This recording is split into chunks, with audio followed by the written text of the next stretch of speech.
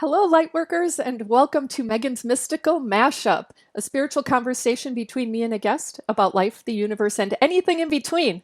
I'm your host, Megan Rounds, spiritual connector, energist, healer, and founder of Mystical Mashup. Welcome to today's show.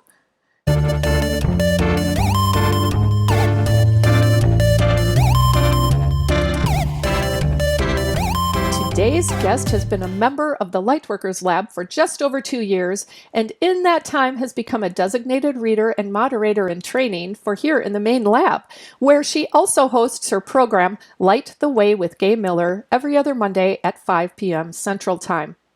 By day, she's an accountant and plant controller overseeing 4 different plants, and regularly incorporates her light work to help manage the high stress that can infiltrate her work.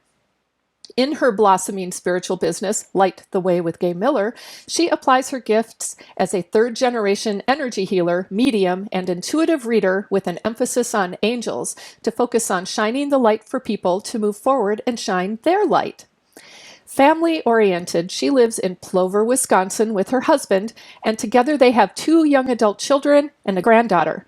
Interesting story, she knew her daughter was pregnant before her daughter knew, and her granddaughter had come to visit her while still in her mother's womb. How cool is that? Please give a warm Lightworkers welcome to Gaye Miller. Yay! Hi, Gaye. Hi, everyone. It's just such an honor to be here, Megan. I appreciate this. It's just going to be a fun day today, and it's a beautiful day here in Plover, Wisconsin. We have the sun shining, and the weather's just nice and warm, and the flowers are starting to come out of the ground. It's just beautiful to watch the growth. It's like a real, true spring day, and a rare one this year. Yes. Since we're not all that far proximity-wise from each other, it's like, oh, we have to take these and just embrace them when we can. Mm-hmm. Well, I am so happy to see you here, and it's such a pleasure to have you join us. What I tend to like to do to start out our conversation is to ask you a huge question. And basically, or it's really more a request to share with us your spiritual journey. You can start anywhere you'd like. I like to leave it pretty loose and organic. And so whatever comes to mind is totally fine, and we'll go from there. Okay. I was raised in a very open, intuitive mother that is off the charts, life and family. And so I was graced with all our gifts are blessings. Sometimes we got a little upset with them, but they were always open and we always talked about them. And so I was blessed to be able to develop them.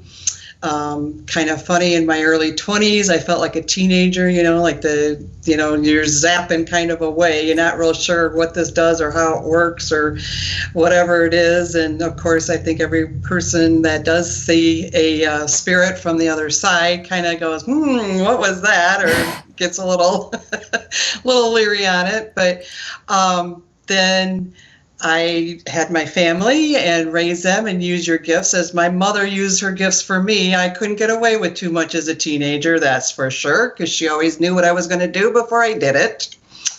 So that was always fun also.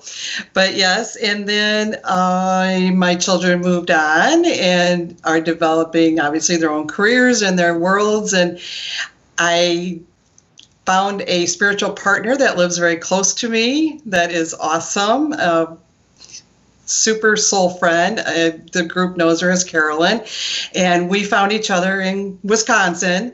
And she was a member of the Lightworkers Lab and said, hey, check this out. I think, you'll like this group. And I got in March, and Crystal had her Channeling Angel course over a weekend in late March. And I attended that course, and I call it, she had me at Channeling Angels, because it's been a bumpy ride, but an awesome ride ever since. Just all the courses that, the lab offers, and working with, Crystal and then Trisha, and getting to know so many beautiful souls in the lab light room. But it's interesting how the teachings and the idealisms and the things that I've learned here, I've been using in the community. And so fellow light workers that you didn't realize were light workers, and they're like, wow. And, the like attracts like, and it's just neat to see in the community, even the people that you meet and get to know and the light work that they do and how you can help each other out. It's just been fabulous. Fabulous. For sure. It's so interesting to hear that you were brought up aware of your spiritual gifts. I'll call them spiritual, metaphysical, whatever strikes your fancy. Yes. How did that work for you? I mean, was it that your mom kind of helped you to recognize what these gifts were and therefore you were aware of them? Or did they just pop up and you were like, what's that? And how does that work? Kind of like you said, happened in your 20s. Yes. The way I found out was my mother always knew what I was going to do before I did it. And when I was younger, I was always like, well, how come you guys' mom don't already know this? Because I would, like, if I was going to do something, I'd always think, okay, my mom's going to know I did this. How do I explain what I'm doing to her that it's okay? Like, say, the Friday night party. And and as other kids, they didn't like stop and think about those things. And I was like, well, isn't everybody's mom like that? And then I found out, no, everybody's mom's not like that. To put it this way, I was in a terrible car accident when I was 19. My mother sat at the firehouse nights before I had the accident because she knew I was going to have the accident. And so she knew the firemen, and we were in a small community, and she knew the firemen. So she would sit at the fire station with them waiting for the call to come in. Oh my gosh. So that's what I was accustomed to. And I was like, well, and then when I found out everybody's other mother doesn't do that, then her and I started having conversations.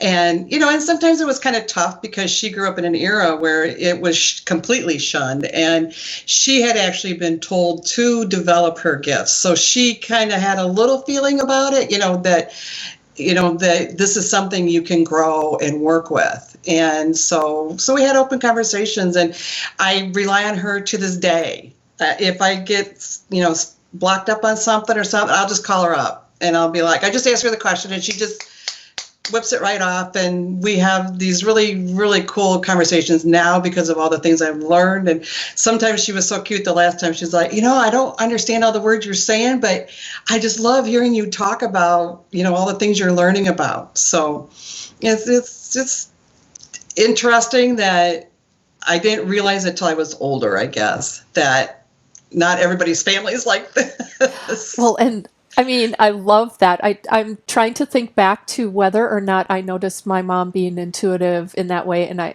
really don't. Although I do believe the gifts I have, I'm pretty sure came from the, matriarchy. And my grandmother asking me at some point about, did I know things and stuff like that, which made me feel like she did. But I think my mom really learned to block those things out. I think that she was maybe hassled for those gifts. And so to hear that your mom was encouraged to develop those gifts is fabulous and just really inspiring in so many ways. Yes. And so I love that. Oh, doesn't everybody's mom do that? And it's like, I hope my daughter says that one day. Because I do feel like I know a lot more about what she's thinking than she does sometimes. And and I'm right there like, hello. Especially the age your daughter's at. Yes. Well, and I'm always asking her about things like, she asked me once if everybody saw colors and auras. And that was a couple of years ago. And I was like, I'm trying not to push it. She's not a girl you want to push anything on. She does not receive that well. So I'm like, some people do. And I think everybody has the ability to, but maybe not everybody has developed that gift. So that's super cool. And she's like a healer in the, a budding healer as well. So we talk about that and some archangels and some ways to get the scary people out or monster types out of her room. That was when she was younger. But so when you started to recognize some of these gifts budding, can you tell us more about what some of those experiences were like? What did you notice? How did they manifest? Well, the mediumship I really noticed was the first time I was on a date with a young man. Awesome And time for that to pop up. um, yeah, we went to his parents' house because they had gone out for dinner, and he's like, we were at the point in the relationship where it's time to meet my parents. Okay. And we were waiting for them to come home from dinner, and we were watching TV, and all of a sudden, I stood up and I walked out of the house, and he comes running after me, and he's like, "What's wrong? What's wrong?" And I'm like going, "I don't know," and you're like doing that. Did I just really see that, or did that really just happen? And I was like, whoa. And then it's like, do you trust him to tell him what you just saw? Because I just saw a funeral. And I was like, well, I just saw a funeral in the front room, blah, blah, blah. And I explained who was in the coffin and da, da, da, and who was milling around. And he was awesome. He was just like, and I'm like, don't tell your parents, don't tell your parents that I said this, And so we left because I was still very uncomfortable, and he could tell I was uncomfortable, and, kind of like, what the heck's going on here? And so, but he did tell his parents. Ooh. And what I have been blessed in my life so much, his parents actually asked me about other parts of the home because they knew exactly what I had seen. Wow. And so they asked him, say, have a conversation with her. Is there any other parts of the home that she has, any sensing on? And I did. There was a stairwell that I was like, yeah, I'm not going to go up that stairwell because it's dangerous. And so then he relayed back to me that, yes, his grandmother's funeral was held in the front room, and that's what she looked like, and da da da, and he confirmed all that. And then he said, yes, the stairwell, a relative had fallen down the stairs, broke their hip, and that was back in the days. So you went in the hospital, and you laid in bed with a broken hip and developed pneumonia and passed on from pneumonia. So that was in my late teens, and so that was the first real eye opener, like, holy moly, what is this? So that's what I talk about. It's like a teenager zapping, though. It's kind of like you don't realize you have these powers, and you're like, ooh, let me see what I can do here, what I can do there. So yeah, well, and that's so vivid, and yeah. It wasn't like an inkling. It was like a vision, and this is what it is. And you were able to describe these things, which is wonderful. And how fortunate that you had this experience with people who were open and receptive and encouraging. That's great. Absolutely. Yeah. No, and it carries on because then my two children, they were like 8 and 10 or something, and we lived in a multi-level house. All the bedrooms were upstairs with one bathroom, and my daughter wouldn't get up in the middle of the night and go to the bathroom, and I'm like, why won't you get up and go to the bathroom in the middle of the night? And she's like, well, because the old lady's in the hallway. And my son looked at her and he goes, does she look like this, this, and this? And he started explaining to her, and it's my great aunt. And so I got to have the conversation with them that, yes, she's there, but she is watching over you. She's not there to, scare you or hurt you. She's just making sure that you're safe. And so but it was just hysterical to watch two little kids going, oh, she looked like that. Yeah. And she does this, and then she does that. Oh yeah. Yeah. And then she does this. And oh yeah. And then, it was like, and so for me as a mom, that was like awesomeness, that they could just talk between the two of them and work it out. It was just great. So. Oh, yeah. We have a similar experience here, and that's I can't see this spirit. My daughter has, I don't know if she's seen it or if she's just sensed it. She hasn't really been able to describe it, but she's not a fan of being upstairs by herself. And that's where we brought in the little crystal wand with little chakra stones in it. And I'm like, you have power. You just cast those dudes off. Or, dudes for me was gender neutral. And I would do it for her to demonstrate and everything. And I seriously think she gave that wand to a friend. She's not been willing to admit it, but she can't find it. And she gives things away sometimes. But I'm like, no, not the wand. We'll have to find another wand for her. But she also recognizes her own power more, but she doesn't have anybody to discuss it with except for us, her Yes. parents. And that, I think, is a bummer, because I think she'd be much more open with somebody else around her age that she knows would be safe to talk to. I'm safe to talk to, but she still is like, but I'm still mom. I was going to say, you're still mom. No, Yeah. that's perfect. I love that crystal one. That's a really neat idea. Yes, to have her, take control over her environment. That's really cool. And like you say, I agree. It's so hard, though, to find children that are open to each other.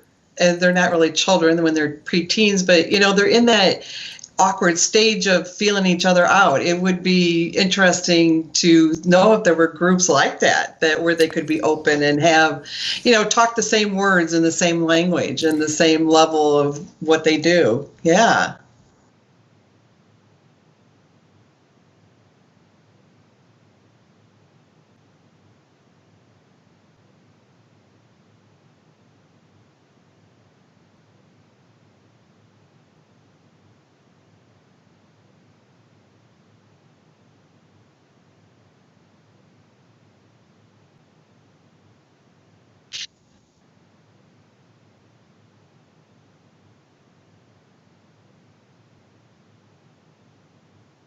Oops.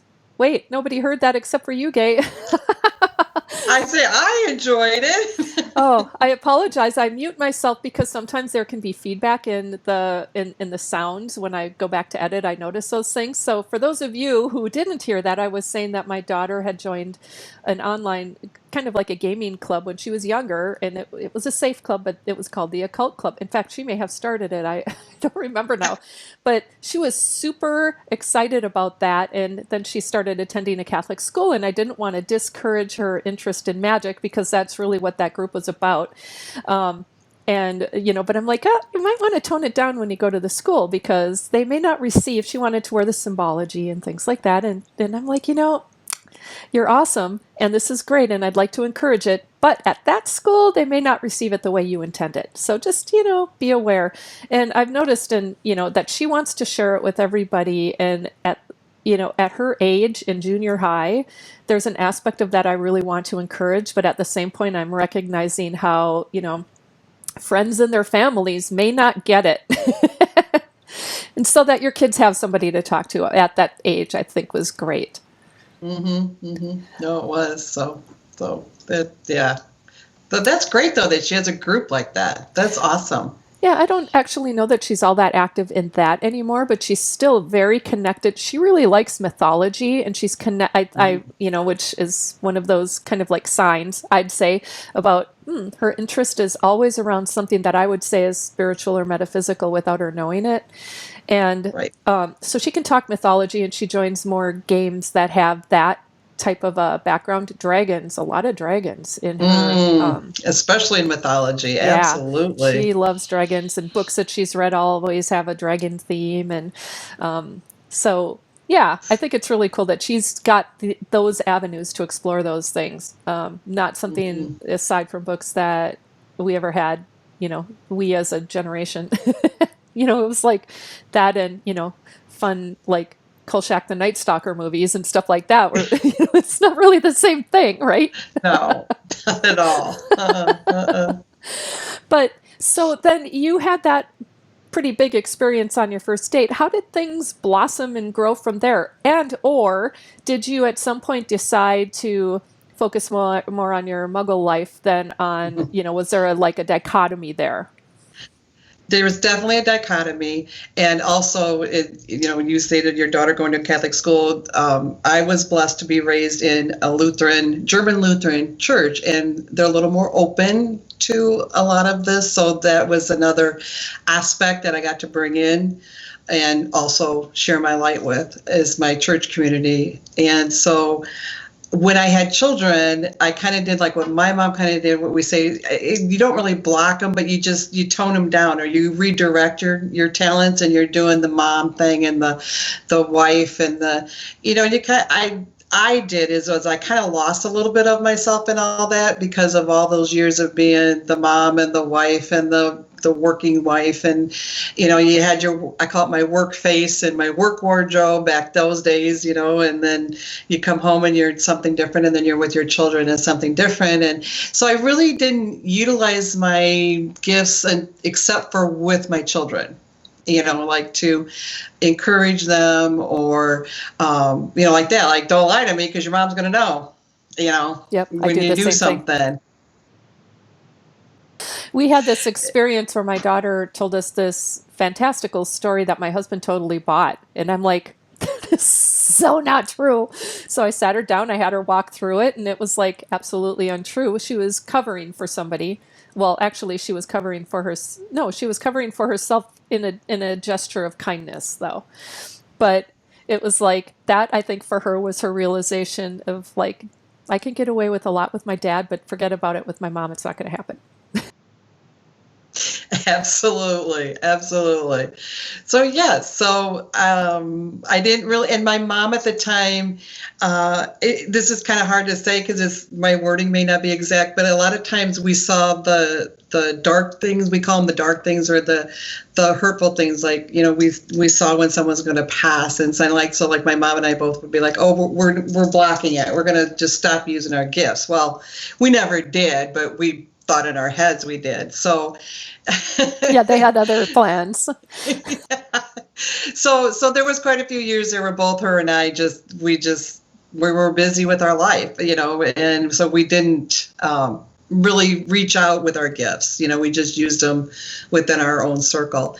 And then after my children left was when it was like, okay, they all started coming flooding back in again. When I kind of I don't want to say refound myself, but refound what brings joy to me now that I'm not taking care of other people, on a daily in on day out basis. And I was so grateful that I found Carolyn, or Carolyn found me, whichever, that we're here to support each other. And then the Lightworkers Lab, it's been the people I've met, it just is when you meet fellow light workers, it's just, you're in awe.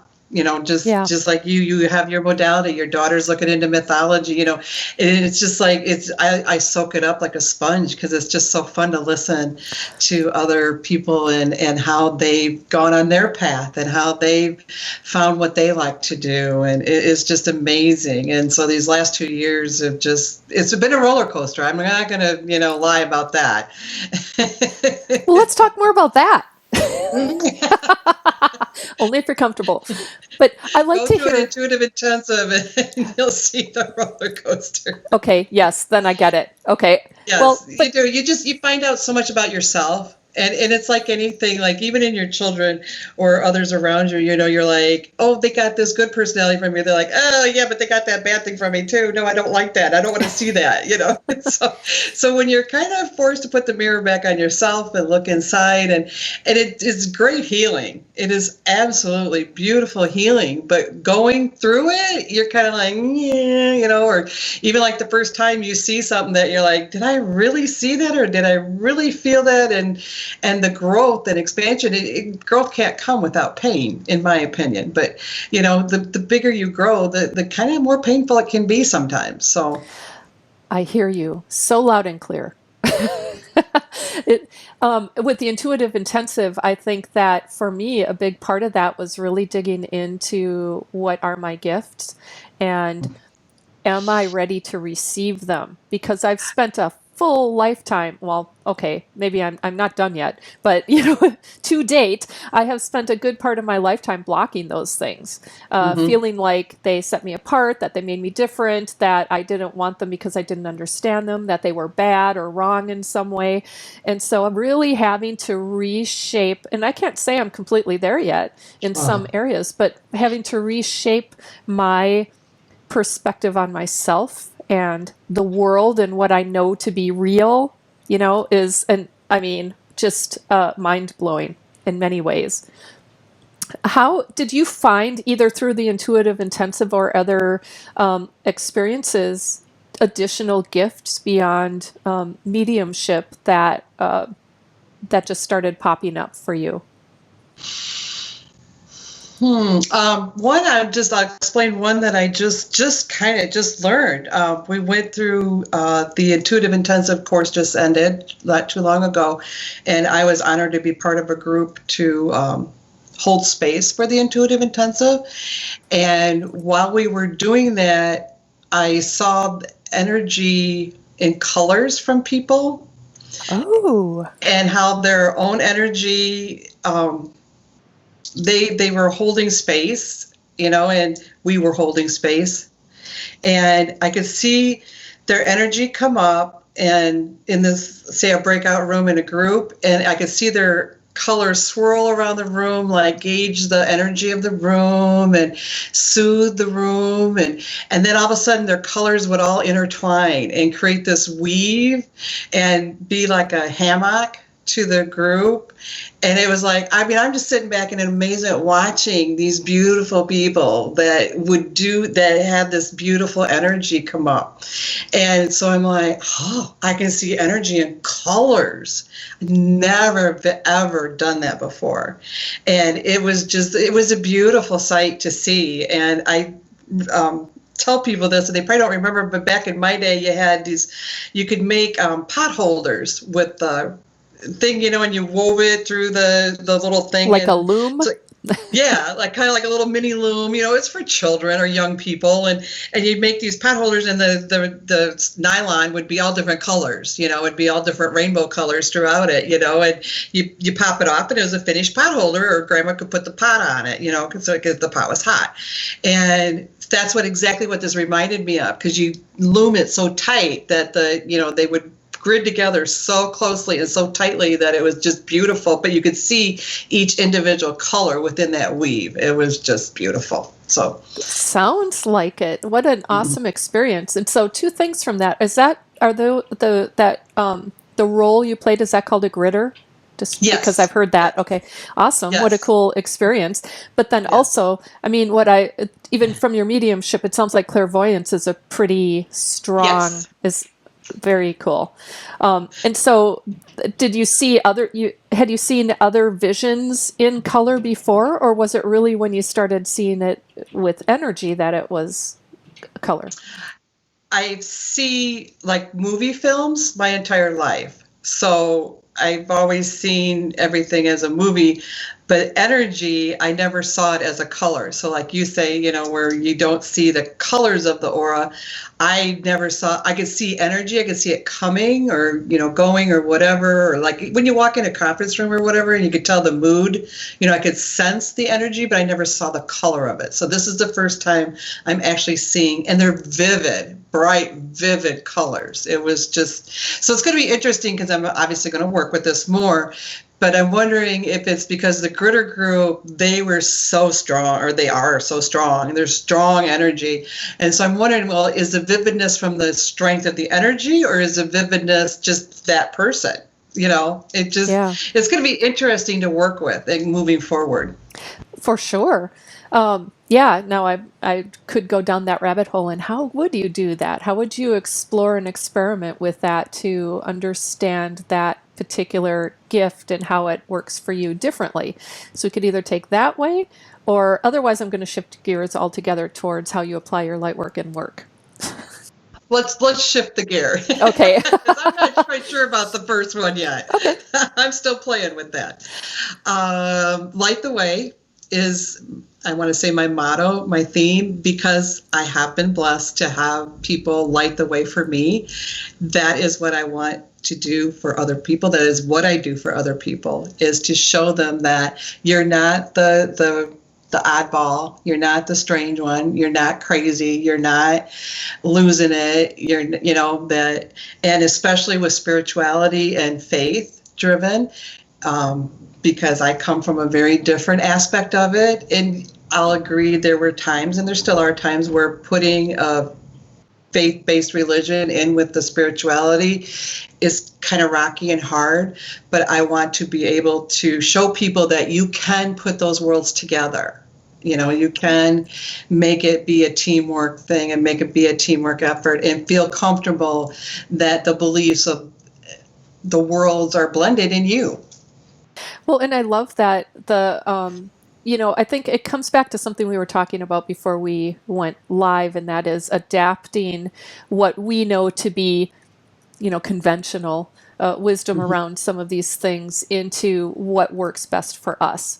And there are a lot of people who come to the Lightworkers Lab, but just across the board who are, opening up to a different form of spirituality than what they grew up with, and then feeling a need to reconcile that, with a religious background that they may have and may still embrace in some capacity, but maybe not all capacities. And so I love that you work on weaving those two together and helping people to recognize what works best for them. Yes, absolutely. Now, I'm also really curious about how, I'll just call it your muggle job, which most of us in this group do. But so you have a very muggly muggle Left job. brain. Yes, yes, very left brain oriented job. For those of you who didn't hear the introduction, you're an accountant and you are a plant controller for 4 different plants, manufacturing plants or something to Yes, that effect. manufacturing. But I heard, you had told me in the information that you incorporate your light work there because it can be a really stressful job. How do Yes. you do that? What kinds of light worker related techniques or tools do you incorporate? Because I think that would be really helpful for other people to know who also have jobs that could be very stressful. Okay. The first one that I do that is the easiest for me is that we walk into a conference room and I can feel the vibe or the energy of the conference room. And my field is very male dominated. And so I may be the only female in a room of 20 people. And so the male energy is very unique and identifiable. And I'm going to say egotistical is my term. But I gauge the room to see where we're starting at and then diffuse some things before the meeting would even start, and learn to talk points. There's certain people like, hey, Megan, how's your daughter doing? How's school going? Is she playing softball this year? And you can change that energy then of that room, of that person, because they're pouty or grumpy or whatever, and then you can change that whole energy of that whole room. And I mean, it sounds simple, but it's not simple, but it is simple. And just twisting that just a little bit, the other people coming in the room, they're feeling that bright energy when they come in, so they automatically start brightening up. That's fabulous. I have learned about reading and playing with the energy in a room of people and making tweaks at an energetic level. But what I've heard is that you read it at an energetic level and make tweaks at a physical level, which can have immediate effect.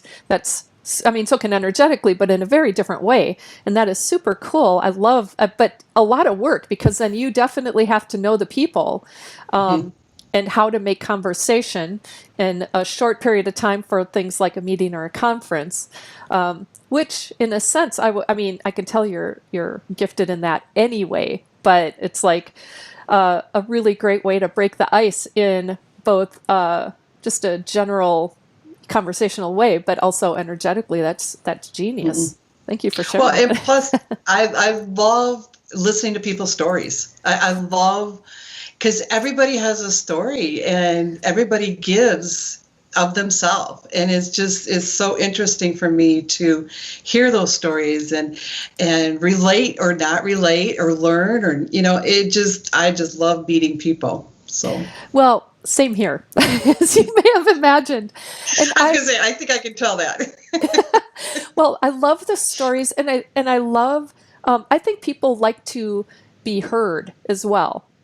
Seriously heard, not a how are you, oh that's good, fine, but actually to where you do remember something about them that they may have shared previously, and that they matter. And the more somebody feels like they matter, maybe, I've been in a lot of male dominated areas as well, and this isn't to hassle men, but the masculine energy can develop and grow and do its own little, cycle, right? And so somebody who grew up with a lot of male energy and then was in the Navy in a male dominated area, and wow. it's like, and I worked in, yes, I've always had not always. A lot of my jobs have been in very male-dominated areas. To feel that somebody has heard them, I think can diffuse that intensity a bit and open up just maybe a little bit the heart chakra.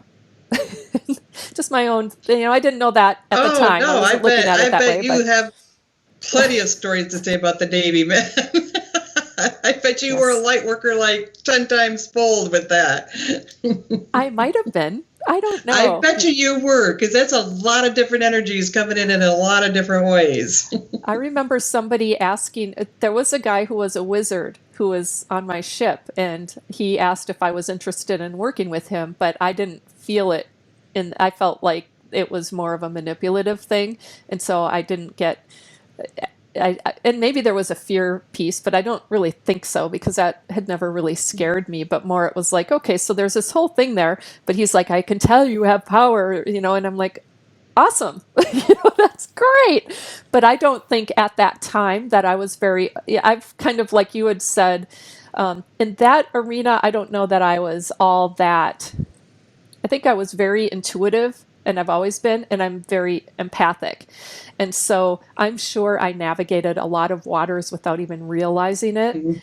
but I don't think much, if any of it, was intentional. Like, I'm going to do this, and I'm no, it's like my mom. You're like, that's just who I am. That's what I do.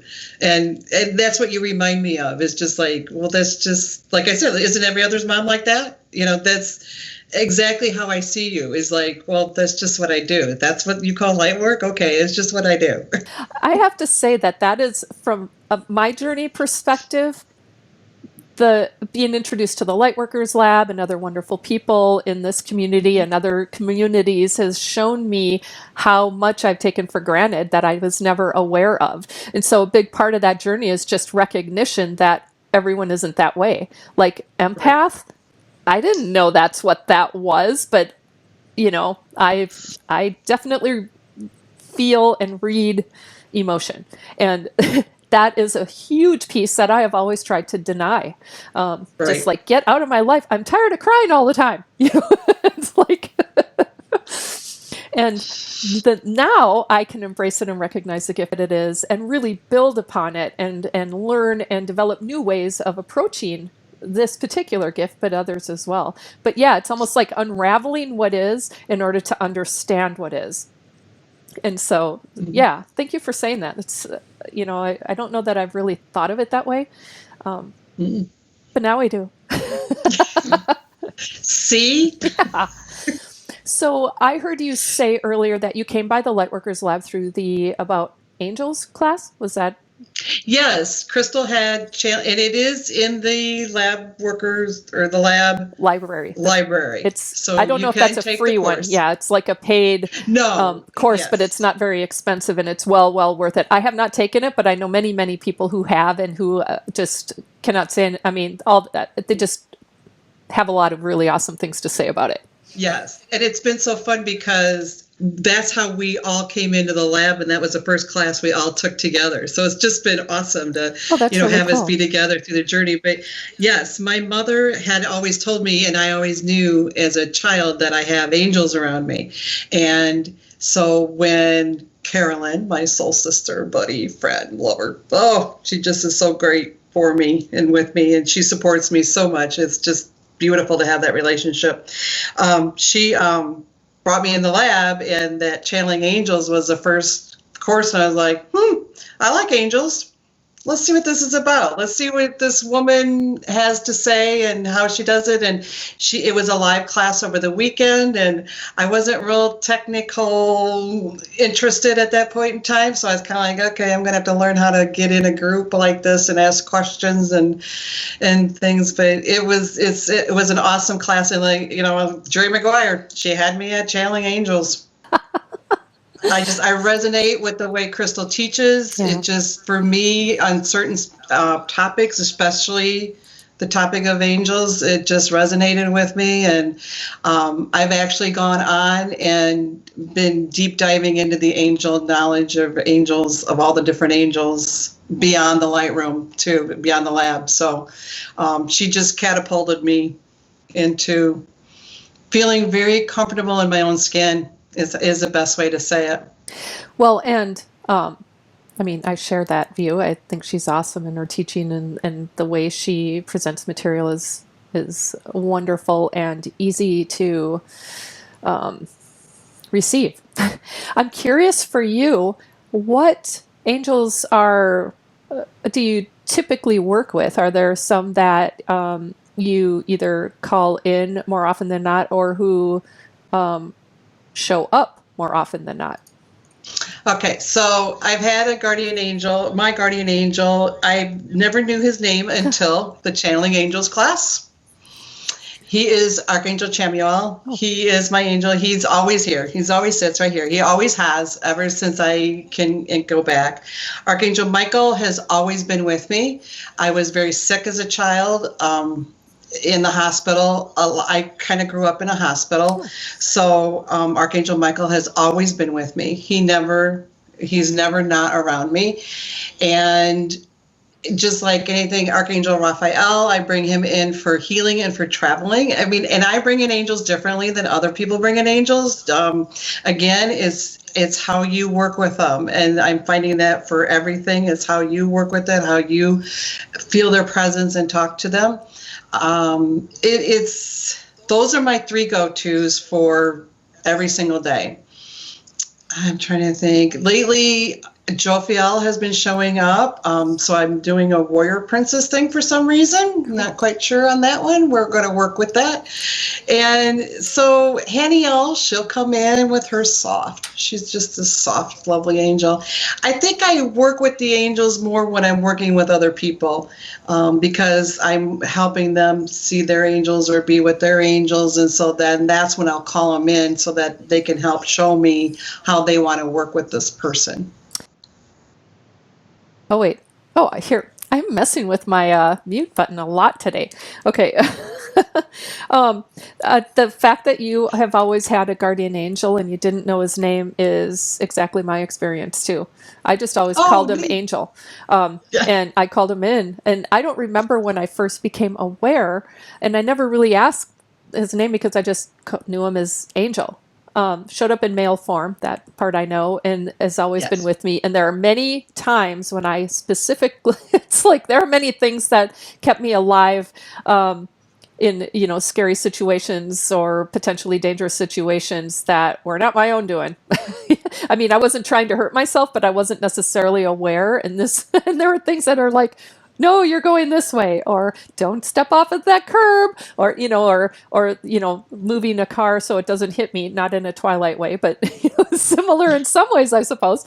But yeah, where it's like, holy cow, this angel is awesome. Thank you, and that always having that feeling. I had never told anybody about that because people I knew in my world at the time I didn't think would really receive that information positively and would hassle me for it, or just think I was crazy, one or the other, and I didn't really care to have that. I mean, they already thought that to some extent, so I didn't need it anymore. Don't need to push it any Fuel to further. the fire, there you go. But I do know my mom, a couple of years ago, I had mentioned something around angels, and she told me she talked to angels, and I was like, awesome! I'm so happy to hear that. I think I'm the first person who just shared with her that that's okay, because she also had that, I need to hide this from everybody. But now I don't care. I mean, she's at the age where she doesn't care so much about that stuff. But it was very validating to me to know that she talk to angels. She's also seen spirits and things like that she just never told anybody about. And so going back to that openness and receptivity, I just, it seems to me the more open I've become, the more others around me who I didn't realize had these experiences are becoming more open as well. Absolutely. That's what I said. It just has been interesting in the community, like you say, of people who are, oh, really? Oh, it's okay that I do that? It's okay that I, call an angel? Darn tootin', it's just fine. Bring them on in. Yes. Yeah. And then they open up even more. And then you, like you say, you hear more like, oh, yeah, and I see this and I see that. And then you look at them differently and you're like, and you bring light to this or you bring light to that. It's so neat because then you can pull their gifts out. Yes. And they'll use them even more. Yeah, well, and I think that's really important these days. I'm just going to say these Yes. days because more and more I'm feeling very drawn to, I don't know how to word it exactly, but dispel those fears and misperceptions around energy and the things we can't see but can feel, and how those are an integral part of our lives, whether we want to accept that or not. And the more we Right. can accept it, the more richer our lives can become, the more centered and authentic we can be whole, in ourselves. And I think the happier the world is going to be overall. But maybe that's Yes. just me. Well, I'm right there with you. I totally stand right next to you on that one. It definitely, the more light you can bring into the world, the better off we're all going to be. I agree. Well, Gaye, we have 5 minutes left. I don't know if you realized that time had passed that quickly, but it As has. usual, it flies by. Thank you. Well, I just wanted to ask if there was anything else you wanted to add, anything you'd like to share with people who are watching, or something about your journey or where you're at today before I say so long.